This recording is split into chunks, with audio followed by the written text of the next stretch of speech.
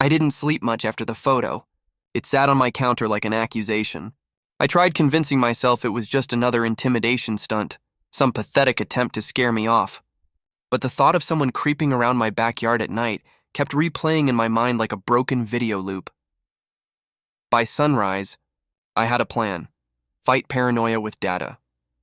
I ordered a $60 motion-activated camera online and borrowed an extra from Mrs. Lopez, who, by the way, had turned from neighborhood gossip into my unofficial reconnaissance partner. We spent the afternoon pretending to garden while mounting cameras discreetly, one near my bird bath, one aimed at the street, and one tucked beneath the porch light. Within 48 hours, we caught something. At 2:16 a.m., a car rolled by, slow and deliberate. It stopped right in front of my house. A figure got out, short, hunched, moving quickly. The timestamp glared, 2:16:47. The figure shone a flashlight toward my fence and then, inexplicably, crouched down and placed something on my lawn. The next morning, I found it, a bright orange HOA violation notice, laminated, nailed into my grass with a tent stake. It wasn't even in an envelope. Just bold black text reading, Violation Unauthorized Yard Modifications, see Section 8B3. Immediate correction required. Section 8B3 didn't exist. That's when I realized Carol had gone rogue. She wasn't following procedure anymore. She was improvising. I scanned the fake notice and sent it, anonymously, to the rest of the board with a simple caption. Is this standard HOA correspondence? Because it doesn't match the official letterhead.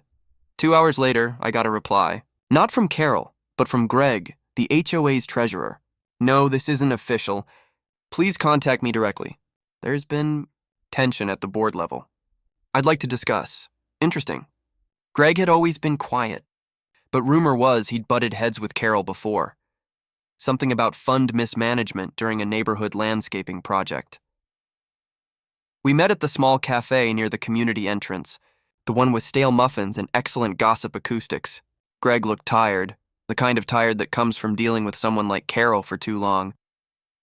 She's been doing this for years, he said, stirring his coffee. Selective enforcement, threats. Half the board's afraid to stand up to her because she handles the paperwork. She's got copies of everyone's fines, late payments, and like all the dirt.